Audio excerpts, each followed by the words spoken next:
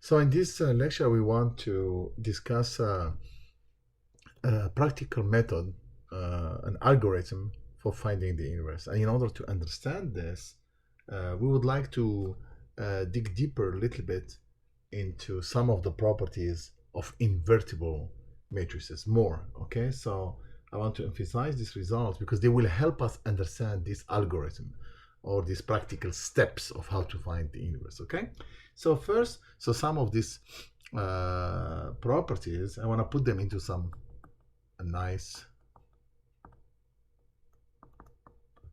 results.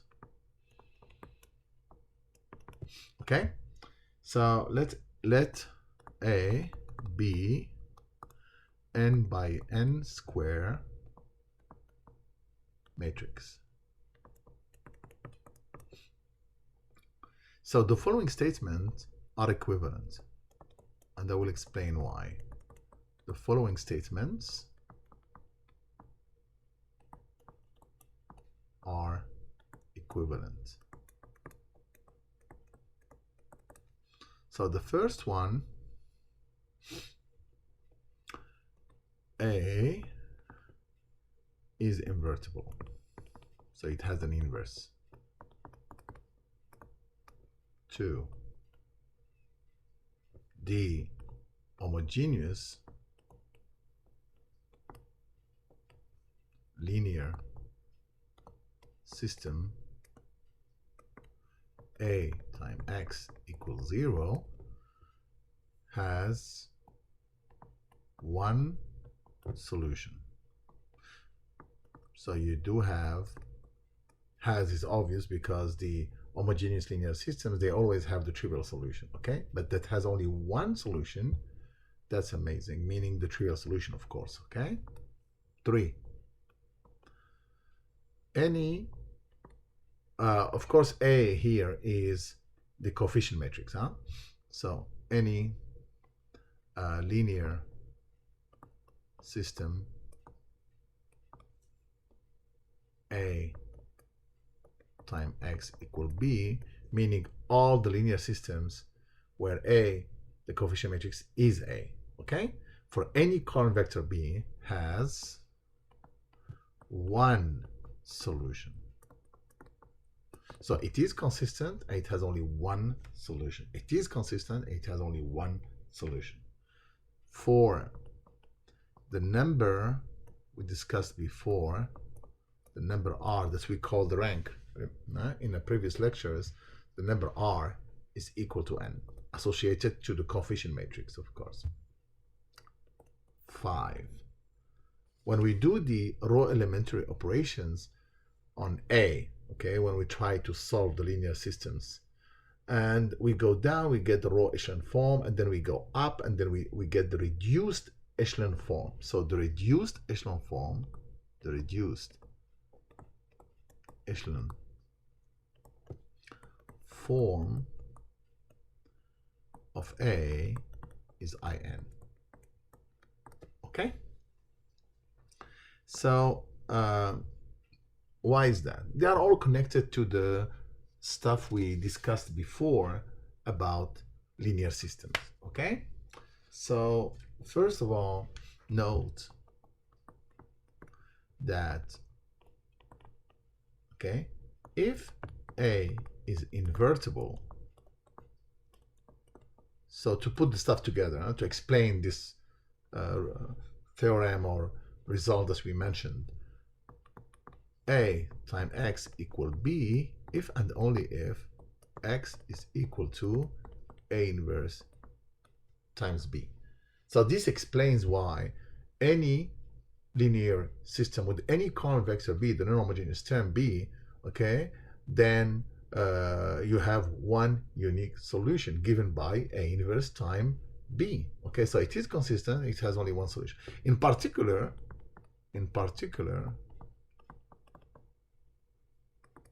if b is equal to the zero column vector, meaning the homogeneous linear system, then we know that A inverse times 0 will be what? The zero vector, and therefore x is in fact the zero. So the only solution will be the trivial solution to the homogeneous linear system, okay? To the homogeneous linear system.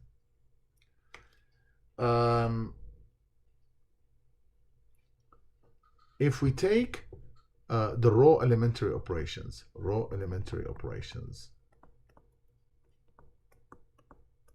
okay, on the system, and we get down to the row echelon form, okay, then from there we get the number R, which is the number of non-zero rows that we reach in the row echelon form, okay? So if R is less than n, then the system either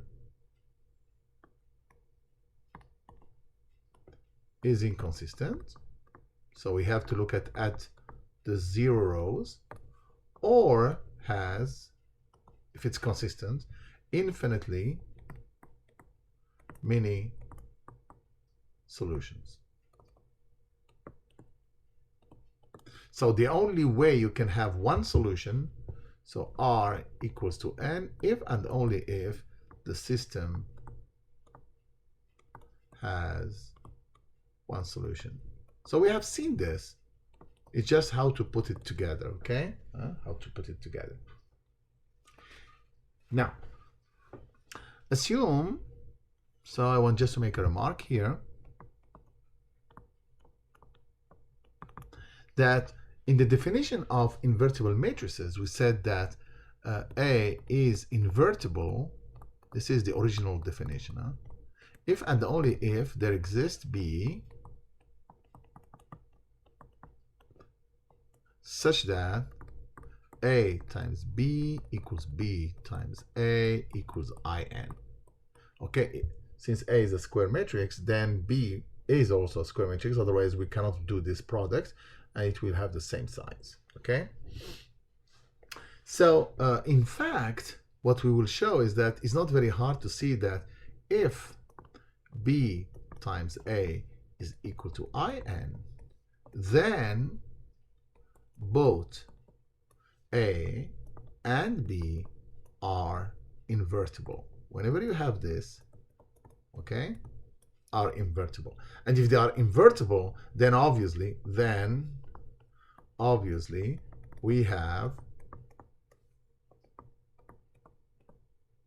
B equals A inverse. So the key here is to show that only one identity, meaning BA equal IN, gives me that A and B are both invertible. And to do this, we use the result that we just got. Why? If we take A times X equals 0, okay? In other words, we are looking at solving the homogeneous linear system associated to A, where A is the coefficient matrix, then we have B times A times X equals B times the 0 vector equal the 0 vector, okay? And therefore, since BA is equal to IN, so this will imply that IN times X equal to the 0 vector, and IN times X is exactly X. Therefore, X is equal to the 0 vector, which tells me that the homogeneous linear system has only what? The trivial solution. Therefore, A is invertible. So as I said, we don't need, if you can find one matrix such that AB equal IN, you are done, okay? So now we want to go to that practical steps,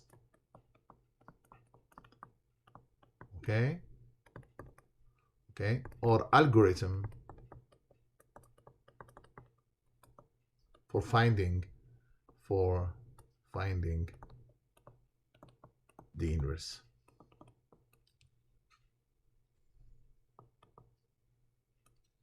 Okay.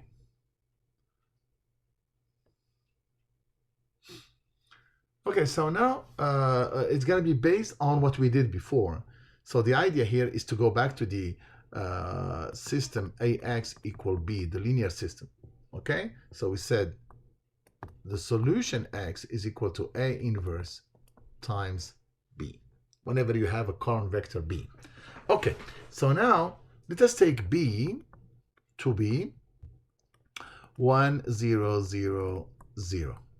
Okay, B1. Let's call it B1.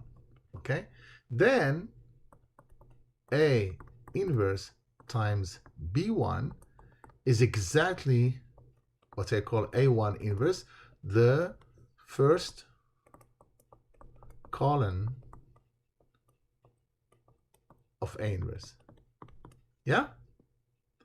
And if we take B2 equal 0, 1, 0, okay, then A inverse times B2 is equal to the second column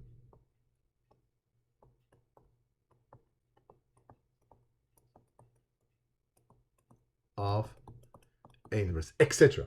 Okay? So what we are going to do here is the following. So consider BI, set BI to be zeros except 1 in the ith, okay, and 0 everywhere. So we take 0, 0, 0, 1, 0, 0, 0. So this way, A inverse BI is going to be the ith. Okay, sorry, let's use the notation. Be consistent, in other words. A inverse I, which is the ith column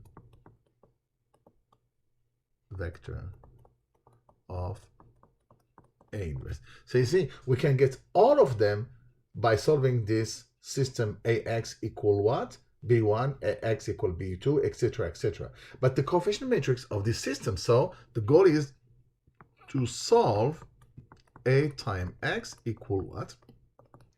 BI. But all this N, there are N linear systems. So here we have N linear systems. And these N linear systems, they have the commonality that all of them, they have the same coefficient matrix A. And therefore, when we do the raw elementary operations, okay, it's going to be the same, exactly the same for all these systems. So in order for us to save time, so what we do the following. So this is the trick. In other words, we are going to perform the raw elementary operations once, okay, on a big matrix. So what is the augment matrix now? Once, huh? So on, so the idea here is to take a big augmented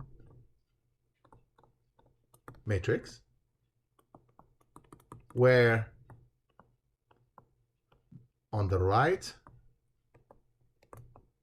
we put all of them. We put all the BIs. Okay? So B1, B2, B3, etc., etc. So you will have what? You will have this matrix like this. So to the right we have A, and to the left we have these vectors, meaning B1, B2, etc., Bn. Okay? And we solve. So we know that A is invertible if in the reduced echelon form, reduced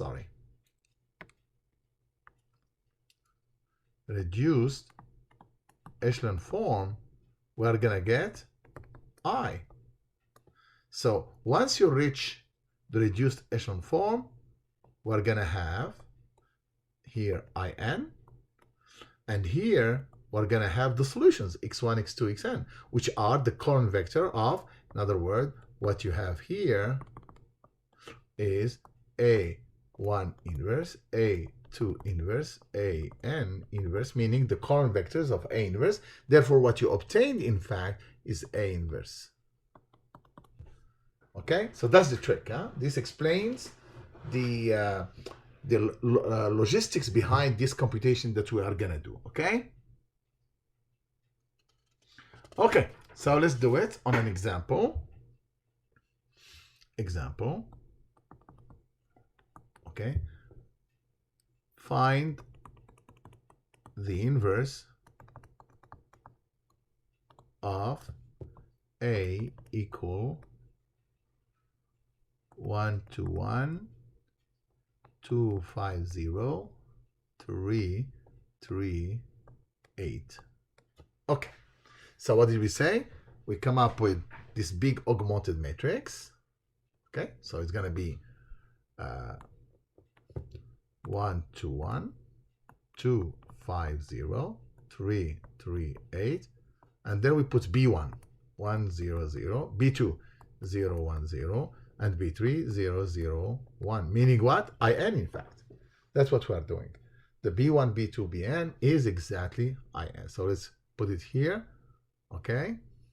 So what we have here, in fact, is, in this part, is in fact IN.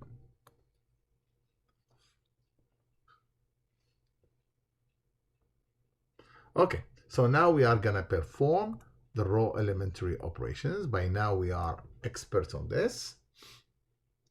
So let us take, I'm just gonna write here what we're gonna do. We're gonna take R2 minus 2R1 and R3 minus R1. Then what do we get? We get 1, 2, 3, 1, 0, 0. And then we go. The next row will be 0, 5, 3, 0, minus 2, sorry, minus 2,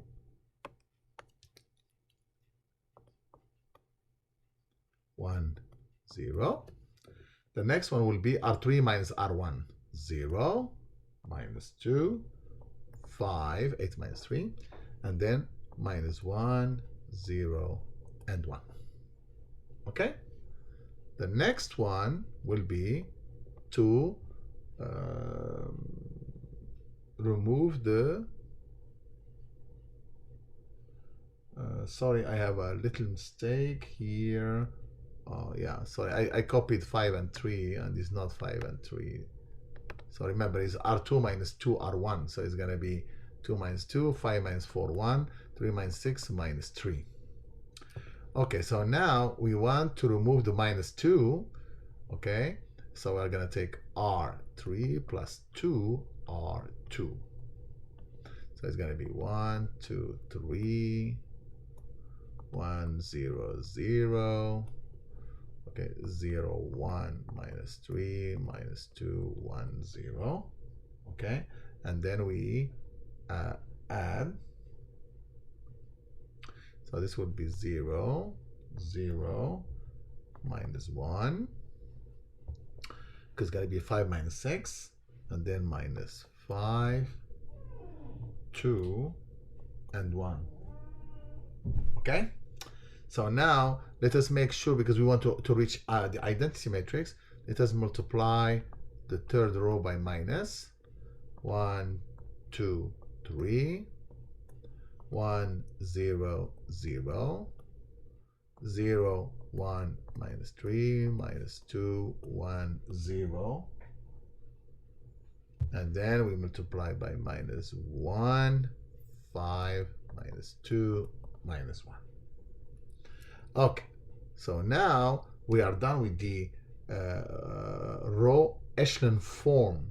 Okay, so now we want to do the reduced echelon form. So we go. So we want to remove the minus 3 and 3.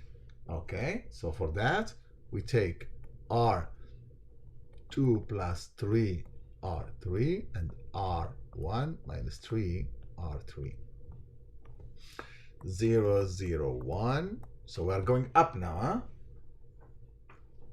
And 5 minus 2 minus 1. Okay, so the next one will be 0, 1, 0. 13 minus 5 minus 3, and then we go 1, 2, 0, minus 14, 6, and 3. Okay, and now we remove the 2. So for that we go R1 minus 2, R2. 0, 0, 1, 5 minus 2 minus 1, 0, 1, 0, 13 minus 5 minus 3, and 1 minus 0, 1, 2 minus 2, 0, 0, and then we find on the other side minus 14, 16, and 9. So as you can see, in the reduced echelon form, we found the identity to the left, and therefore A inverse is equal to minus 40, 13, and 5, 16, minus 5, minus 2, 9, minus 3, minus 1. What if we did a mistake in between? Some numbers, and we didn't pay attention. We got the identity from the left, but we are doing some calculation wrong on the right, and we did not pay attention. So I always advise, what does it take to do A times A inverse? And you should find the identity matrix. Just perform the multiplication to check that your answer is what? Is correct. We can check it this way, check that. So it's an easy way to check that your answer is correct. By the way, for the sake of, we said here that when we reached at this stage, let me put it here in the car, at this stage here, so this is, sorry, so let's go with the different color. So here,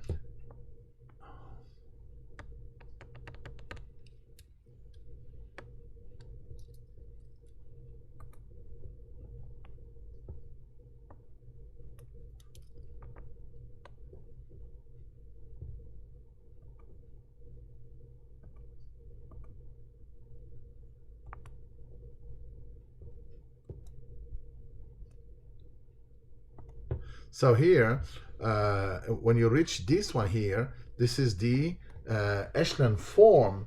In the row echelon form, there you can see that R is equal to 3, and therefore the matrix is invertible. So you can check, wait a minute. Somebody is asking you to find the inverse, but when you are doing the row elementary operations and you end up having a row with zeros, then you stop. It says either my calculations are wrong, or that something is wrong with the problem by itself. Okay, so in this case, you may not be what? Invertible. Okay.